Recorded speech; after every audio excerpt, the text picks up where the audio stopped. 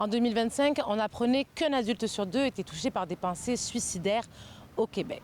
On s'inquiète maintenant d'un tout nouveau phénomène, l'intelligence artificielle, qui vient exacerber le sentiment dépressif ou suicidaire. En fait, c'est même de plus en plus fréquent. Les gens consultent non pas un psychologue, mais de plus en plus ChatGPT pour demander des conseils, mais aussi discuter de ce qui ne va pas. Si c'est en complémentaire avec une démarche qui est comme plus sérieuse, plus professionnelle, ça a quand même du sens. Je suis pour le contact humain. Fait que c'est sûr que personnellement, je pense que je serais plus ouverte à partager mes problèmes avec une vraie personne. J'ai entendu parler de l'histoire du jeune qui s'est suicidé suite aux demandes qu'il avait faites à ChatGPT. Je peux comprendre, c'est quelque chose de rassurant, il n'y a pas de jugement derrière, parce que derrière c'est une intelligence artificielle.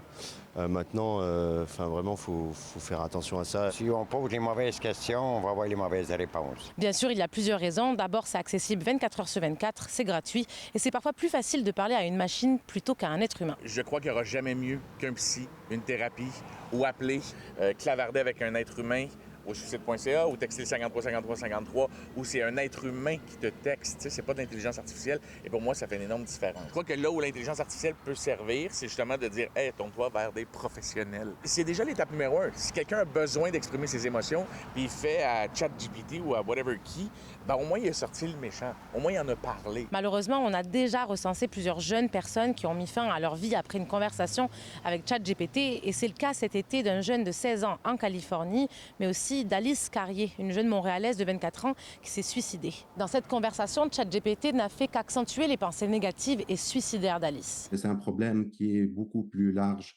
que la prévention du suicide et la santé mentale. C'est préoccupant que des personnes vulnérables utilisent l'IA générative dans des situations de détresse. Et puis, l'IA générative, notamment les outils commerciaux disponibles comme ChatGPT, ne sont pas conçus pour cette utilisation. C'est effectivement un danger parce que les conseils sont non individualisés et le fait de renforcer finalement ce que la personne veut entendre. Donc, il peut y avoir comme un phénomène de miroir ou de reflet qui fait en sorte que la personne se sent validée et reste accrochée. Si vous avez besoin d'aide, il existe une ligne à votre disposition, le 9888 ou encore des organismes. Et surtout, n'oubliez pas de parler à vos proches. À Montréal, Lila Mouche pour Nouveau Info.